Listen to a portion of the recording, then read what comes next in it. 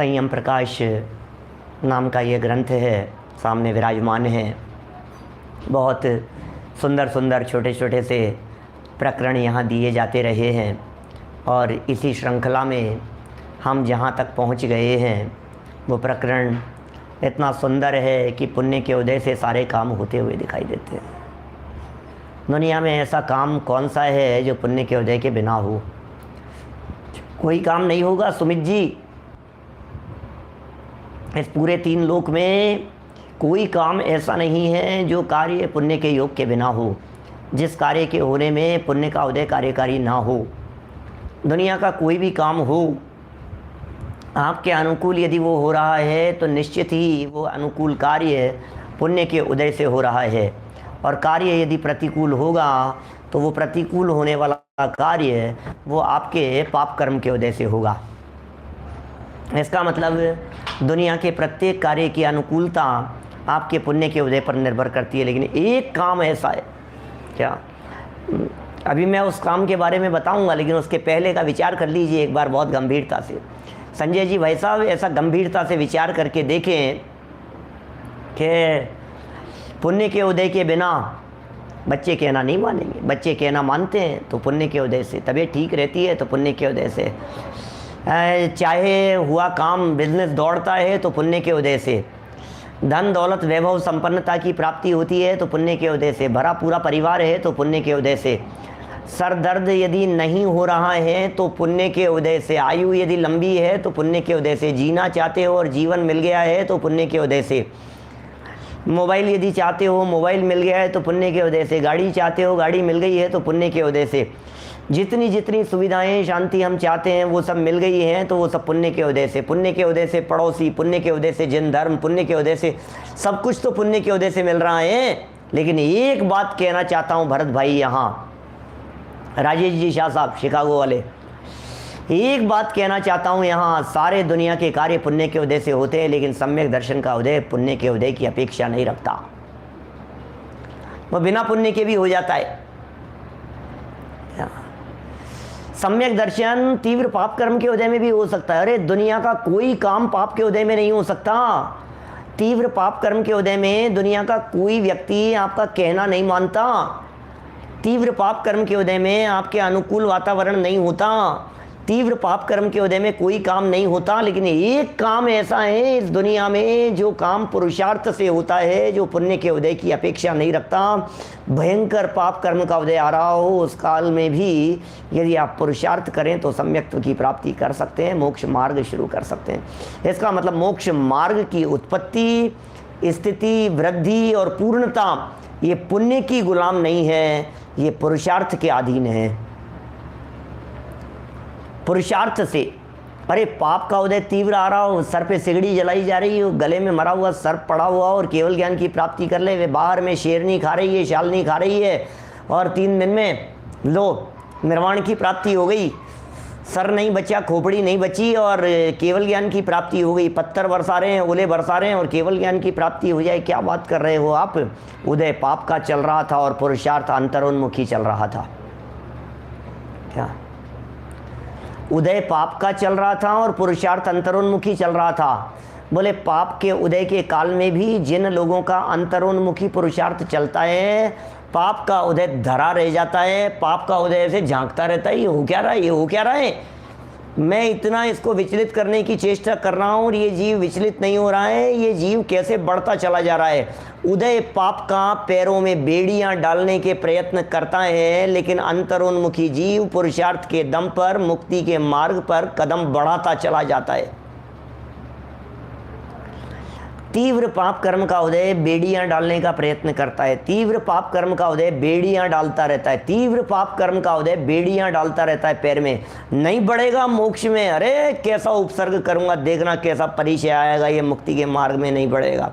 ये पाप कर्म का उदय बेड़ियां डालने का प्रयत्न कर रहा है। लेकिन लेकिन लेकिन ओ पुण्य का उदय नहीं होने के बावजूद भी पुरुषार्थ ऐसा था अंतरोन्मुखी, जिस पुरुषार्थ के दम पर अल्पकाल में ये जीव गुणस्थान बढ़ने लग जाते हैं। उदय पाप का चल रहा है, पत्नी रोटी नहीं डाल रही है, पलट करके सामने जवाब दे रही है, शाम को भोजन की व्यवस्था नहीं है, कोई बात नहीं, अरे आज भोजन नहीं मिला तो कोई बात नहीं, आज भोजन की व्यवस्था नहीं है तो मैं निर्विकल्प हो गया हूँ, स्वरूप की साधना करूँगा। भोजन का विकल्प टूट गया, अंतरोन्मुखी होने का प्रयत्न किया और गुणस्थान चौथे से पांचवा हो गया, पांचवें से छठा सातवां हो गया, श्रेणी चढ़ना शुरू कर गया और केवल ज्ञान की प्राप्ति हो गई। प्रमोद जी भाई साहब कैसी बातें हैं, ये कुछ अद्भुत ही है, ये बातें, ये जिनवाणी की ये बातें कुछ अद्भुत है, कुछ अलग ही प्रकार की बातें हैं। पारस जी साहब दौसा वाले, देखिए क्या लिख रहे हैं ये 596 नंबर पेज पर देखिए, कुछ उदाहरण यहाँ दिए थे जो हमने पढ़े थे, आज 597 से पढ़ेंगे अपन आगे। लेकिन ये कह रहे हैं पुण्य के उदय में अग्नि जल हो जाती है, पुण्य के उदय में जहाँ समुद्र होता है वहाँ पहाड़ खड़े हो जाते हैं, जहाँ पहाड़ होते हैं वहाँ समुद्र हो जाते हैं। उदय बदल जाता है तो संयोग बदल जाते हैं, उदय बदल जाता है तो व्यक्ति बदल जाता है, उदय बदल जाता है तो व्यक्ति का नेचर बदल जाता है, उदय बदल जाता है तो व्यक्ति अनुकूल व्यक्ति भी आपके काम में अड़चने डालना शुरू कर देता है। उदय बदलने का खेल है भाई साहब।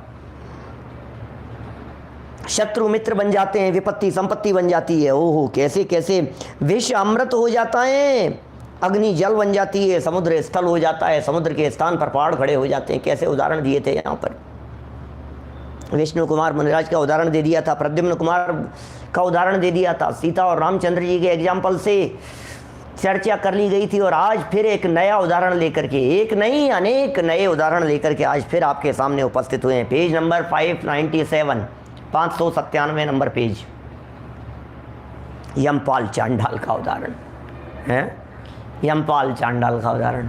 देव गुलाम है तुम्हारे, क्या देव तुम्हारे गुलाम बन जाएंगे? उदय बदलने की देर है। अपना काम अपने पुरुषार्थ से करते रहो, बस अपना काम अपने पुरुषार्थ से करते रहो। देव गुलाम बन करके आ जाएंगे, देव लोग दास बन करके आ जाएंगे। देव तुम्हें अधीन नहीं करेंगे, देव तुम्हारी अधीनता स्वीकार करेंगे। देवों को बंधन करने की ज़रूरत नहीं है, देवों के आगे मस्तक टेकने की ज़रूरत नहीं है।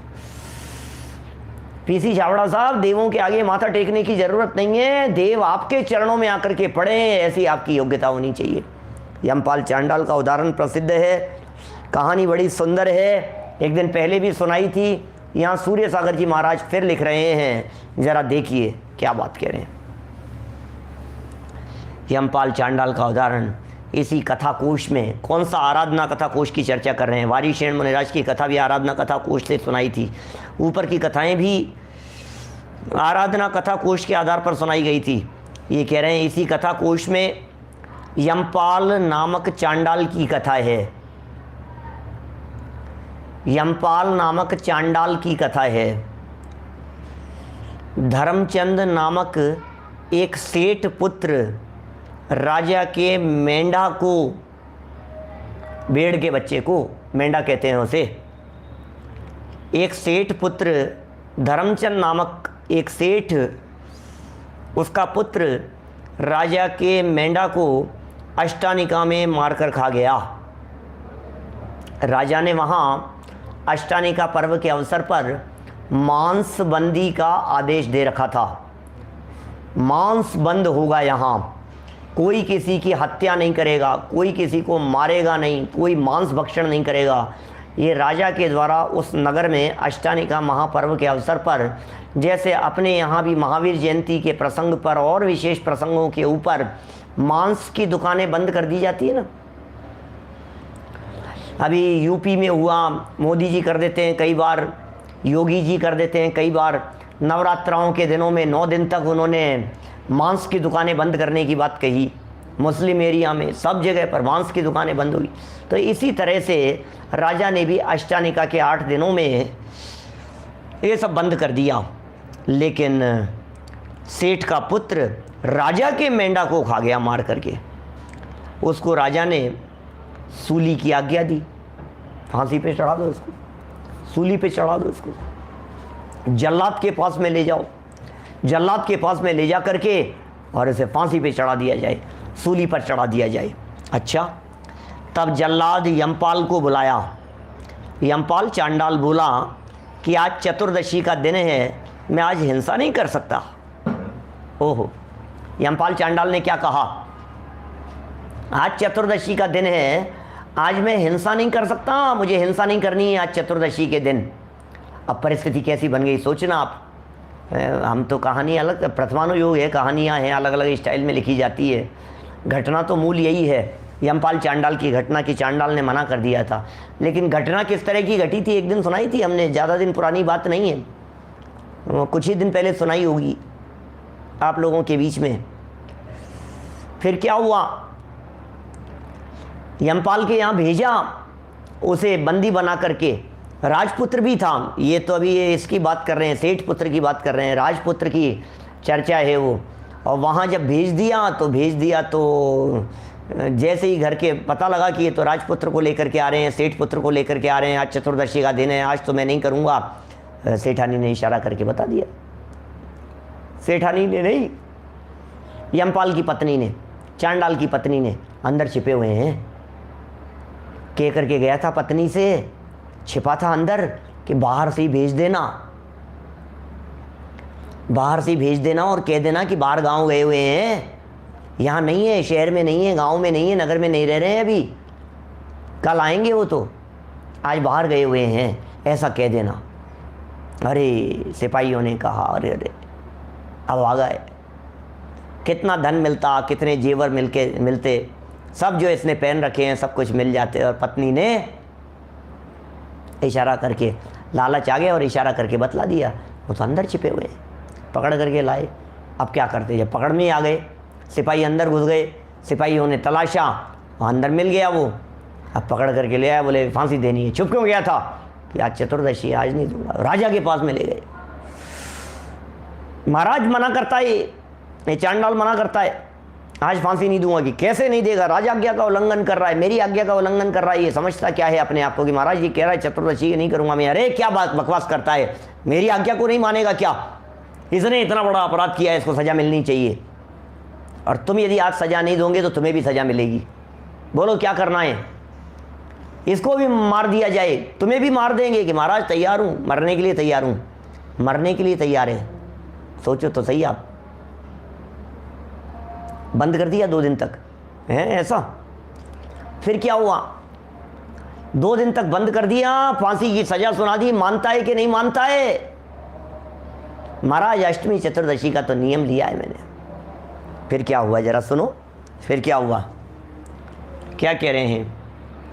तब जल्लाद यमपाल को बुलाया, यमपाल चांडाल बोला कि आज चतुर्दशी का दिन है, मैं आज हिंसा नहीं कर सकता, कारण मैंने मुनि के पास व्रत लिया है।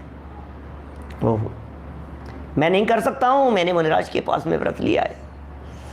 यह बात सुनते ही राजाज्ञा हुई कि इन दोनों को मगरमच्छ से भरे हुए तालाब में फेंक दिया जाए, डाल दिया जाए, समुद्र में डाल दो, तालाब में डाल दो, फेंक दो, मगरमच्छों के बीच में फेंक दो, इनको खा जाएंगे तब पता लगेगा, इसको बांध दो, इनको रस्सियों से बांध दो इनको, और रस्सियों से हाथ पांव बांध करके, सांकलों से बांध करके, उसके ऊपर ताला लगा करके समुद्र के बीच में फेंक दो इनको। तैर नहीं सकेंगे, निकल करके बाहर नहीं आ सकेंगे, मौत दोनों को ग्रास बना लेगी। और तालाब के अंदर कौन होने चाहिए, मगरमच्छ भरे हुए होने चाहिए। धर्मचंद को तो देखो फिर क्या हुआ। यह बात सुनते ही राजाज्ञा हुई कि इन दोनों को मगरमच्छ से भरे हुए तालाब में डाल दिया गया जाए। धर्मचंद को तो मगर खा गया, धर्मचंद को, सेठ का पुत्र था, धर्मचंद सेठ के पुत्र का नाम था, उसको तो मगर खा गया, परंतु चांडाल को उस अहिंसा व्रत के फल से नहीं खाया। वहाँ आकर देवों ने उस चांडाल के वास्ते सिंहासन बनाकर सेवा की, और राजा तथा प्रजा ने भी आकर उसकी खूब भक्ति से पूजा की। इससे स्पष्ट है कि चांडाल के पास धर्म था तो देवों ने रक्षा की, और उस सेठ के पास धर्म नहीं था तो उसको मगरमच्छ खा गए। अतः धर्म के प्रसाद से देव सेवा करते हैं, न कि बिना धर्म से सरल सरल बातें कह देते हैं, समझाने के लिए बातें कह देते हैं। कितने सुंदर सुंदर उदाहरण हैं प्रथमानुयोग के, कितने सुंदर प्रसंग हैं, कैसे सुंदर कथानक हैं। ये बातें कह रहे हैं धर्म के प्रसाद से देव सेवा करते हैं, कितना सुंदर वाक्य है। ऐसे लगते हैं ये वाक्य ऐसे दिमाग में छप जाएं अपने, धर्म के प्रसाद से देव सेवा करते हैं। मैं कैसा मूर्ख हूँ कि देवों की सेवा करने के लिए चला गया, मैं कैसा मूर्ख हूँ कि देवों को अर्घ्य चढ़ाने के लिए चला गया, मैं कैसा मूर्ख हूँ कि देवों के आगे नतमस्तक हो गया, मैं कैसा पागल हूँ, मैं भी कैसा बेवकूफ़ हूँ। समझ ही नहीं पाया मैं देवता के पास में चला गया, मैं देवी देवताओं की शरण में चला गया। अरे वो देव लोग तो मेरे पास में आते हैं। याद कर लीजिए, धर्म के प्रसाद से देव सेवा करते हैं, लेकिन धर्म सच्चा होना चाहिए, धर्म सच्चा होना चाहिए। और सुनो, धर्म के प्रसाद से देव सेवा करते हैं, लेकिन कहीं दिमाग में ये बात नहीं चलने लग जाए मैंने तो बहुत धर्म किया है, आए नहीं यार अभी तक भी आए नहीं, इतना बड़ा संकट है, कहाँ गए, कहाँ मर गए, देव लोग आए नहीं अभी तक, अरे कब आओगे, मर रहा हूँ, ये देवों कब आओगे तुम। अरे भाई, ऐसे देवों को बुलाने से थोड़ी ना देव आते। सामने आतंकवादी यदि तुम्हारे सामने बंदूक तान करके खड़े हुए हो तो देवों के आने का इंतजार मत करना, स्वयं बचने का प्रयत्न करना। कई लोग ऐसे भी होते हैं, पता नहीं आएंगे, अभी आएंगे, तू तो चुपचाप बैठा रहा, बस अभी आएंगे देव लोग, बैठा रहे, देख आएंगे, अभी आएंगे, देखना जरूर आएंगे। मैं कह रहा हूँ ना, जरूर आएंगे। मैं इतना धर्मात्मा, मैं इतना धर्म करता हूँ, मैं इतनी आराधना करता हूँ। नमोकार मंत्र का जाप चालू कर दिया, नमो हरिहंताणम, नमो सिद्धाणम, नमो हरियाणम, नमो हे भगवान, बस जल्दी जल्दी जल्दी, बस उपसर्ग हो रहा है, सहन कर रहा हूँ मैं। पानी में टंकी के अंदर डाल दिया है इन्होंने मेरे को, पानी चालू कर दिया है, धीरे धीरे पानी यहाँ तक आ गया, भगवान यहाँ तक आ गया है पानी। हे भगवान, हे पंच परमेष्ठियों, आ जाओ, आने वाले हैं देव, आने वाले हैं। पानी बढ़ता चला जा रहा है, कब आएंगे और जल्दी जल्दी जल्दी। हे भगवान पंच परमेश्वर, भाई क्या कर रहा है, रोता रहे तू है, कर क्या रहा है। ऐसे आते हैं क्या भगवान, ऐसे आते हैं क्या देव लोग। देवों को याद करने से देव आएंगे। अरे देवादि देव को याद कर, देव दौड़े चले आएंगे। अच्छा, देवादि देव को याद करूं, अरे मैं तो पार्श्वनाथ भगवान को याद कर रहा था, फिर भी नहीं आए देव लोग, उनके भक्त। अरे भाई, तू किस लिए याद कर रहा था ये बतला। ज्ञानी भी याद करते हैं और अज्ञानी भी याद करते हैं। ज्ञानी और अज्ञानियों के याद करने में जमीन आसमान का अंतर होता है। ज्ञानी जीव अशुभ भाव से बचने के लिए, ज्ञानी जीव विकृतियों से बचने के लिए, ज्ञानी जीव पाप से बचने के लिए, ज्ञानी जीव अपने परिणामों की आकुलता से बचने के लिए, क्या आकुलता से बचने के लिए सहज पंच परमेष्ठियों का स्मरण करते हैं। और देव लोग भी उनकी निस्वार्थ भावना को देख करके दौड़े चले आते हैं। हमारे हृदय में तो स्वार्थ भरा हुआ है।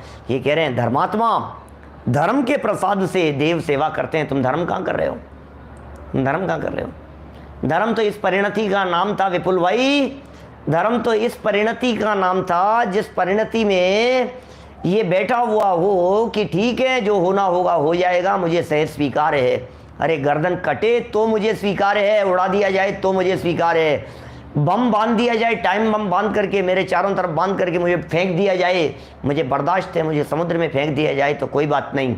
हे जिनेंद्र देव, आपके केवल ज्ञान में जो झलका होगा वो होकर के रहेगा, उसे टालने में इंद्र जिनेंद्र कोई समर्थ नहीं है, कोई समर्थ नहीं है। काला साहब, कोई समर्थ नहीं है। और ऐसे परिणामों का नाम धर्म है, ऐसे चिंतन का नाम धर्म है। ये चिंतन तो है नहीं और तुझे तो देव देव देव देव दिखाई दे रहे हैं। क्या बोलो, जिसको देव दिख रहे हैं धर्म के प्रसाद से, सच्चे धर्म के प्रसाद से। अरे मुझे परवाह नहीं है देवों की, बैठे रहो। हे देवों, मुझे जरूरत नहीं है तुम्हारी। क्यों? क्योंकि ये उपसर्ग मेरा कुछ बिगाड़ने में समर्थ नहीं है। ये देव, मैं तुमसे कह रहा हूं, तुम नहीं आओ तो मुझे कोई तकलीफ नहीं है, मेरा कुछ बिगाड़ने में समर्थ नहीं है। ये उपसर्ग, ये संकट, ये परिचय, ये तकलीफें, ये कुछ बिगाड़ने में समर्थ नहीं है।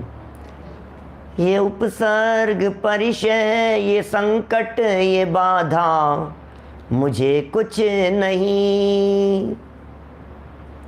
नहीं है मेरे ऊपर, इसलिए मैं तो आनंद रहता हूँ, आनंद मग्न रहता हूँ। ये बातें यहाँ कह रहे हैं। देखिए जरा इसी बात को, नेकी बिना धर्म से देव नहीं आएंगे। धर्म के बिना कौन देव आए, किसके पास में आएगा, कौन देव आएगा और क्यों देव आएगा है? और भी कहा है इसी तरह की बातें और भी कह रहे हैं, जरा सुनिए। व्यसनेन युतो जीवे सत्यम पाप परो भवेत, यस्य धर्मे सुविश्वास क्वापि भीतिम न याति से। क्या कह रहे हैं? व्यसनी पुरुष नियम से, पाप में सदा तत्पर रहता है। जिसका धर्म पर दृढ़ विश्वास है उसे कहीं भी भय नहीं होता। लो, ये क्या कह रहे हैं, ये कैसे शब्दों के प्रयोग किए हैं भाई साहब, ये कैसे शब्दों के प्रयोग किए हैं, ध्यान तो दीजिए जरा। व्यसनी पुरुष पाप में तत्पर रहता है। वाह, व्यसनी पुरुष पाप में तत्पर रहता है। उसके चित्त में, उसके दिलो दिमाग में पाप पाप पाप पाप पाप ही पाप घूमता रहता है। व्यसनी पुरुष पाप में तत्पर रहता है। और जो धर्मात्मा होता है, जिसे धर्म पर दृढ़ विश्वास होता है, उसे भय नहीं होता, मौत का भय नहीं होता, उसे चिंता नहीं होती, वो निर्भय हो जाता है, वो निराकुल रहता है, वो सहज रहता है, वो शांत रहता है, उसे डर नहीं होता, मौत का डर नहीं होता। सबसे बड़ा भय है, सप्त प्रकार के भयों में सबसे बड़े भय का नाम है मृत्यु का भय। ये सबसे बड़ा भय होता है। मौत का भय सबसे बड़ा डर है। ये लोग भय नहीं होता, परलोक भय नहीं होता। पुलिस आ जाएगी, डर किस बात का है? अरे पुलिस से तो वो डरे जिसने अपराध किया हो। निरपराधी व्यक्ति कभी डरता नहीं है। अपराधी निशंकित रह नहीं सकता, अपराधी निशंकित रह नहीं सकता, और सशंकित व्यक्ति कभी निर्भय हो नहीं सकता। ज्ञानी जीव सदा काल निशंकित रहता है, क्योंकि धर्म उसके जीवन में उतरा है। ओ सहजता है, ओ शांति है, ओ निर्विकल्पता है। भैया क्या बात कह रहे हैं यहाँ पर। धर्म के प्रसाद से देव सेवा करते हैं, न कि बिना धर्म से। क्या और भी कहा है, क्या बातें कह दी है। धर्म पर दृढ़ विश्वास है, कहीं भी भय नहीं होता। धर्म पर विश्वास है आपको, आपको विश्वास है धर्म पर, आपको दृढ़ विश्वास है धर्म पर, आपको दृढ़ श्रद्धा है धर्म पर। धर्म पर दृढ़ श्रद्धा का मतलब जम जस जम विदेशे जैन विहाणेण जम्मी कालम भी, इसका नाम है धर्म पर श्रद्धा। क्या एवं जो निश्चय दो जानती दव्वाणी सब पच जाए, इसका नाम है धर्म पर श्रद्धा। क्या धर्म पर श्रद्धा किसका नाम है? एवं जो निश्चय दो जानदी जानदी दव्वाणी दव्वाणी सब पच जाए। सर्व द्रव्यों को, उनकी सर्व पर्यायों को जो व्यक्ति जानता है, श्रद्धा करता है, भरोसा करता है, उसके बारे में ये कह रहे हैं, श्रद्धा करने वाला, भरोसा करने वाला वो व्यक्ति धर्म पर दृढ़ है। जिसे आत्मा की श्रद्धा है वो दृढ़ है, जिसे अपने आत्मा की अजर अमर पने पर विश्वास है, इसका नाम है कि ये सच्ची श्रद्धा वाला है, इसके जीवन में धर्म उतरा है।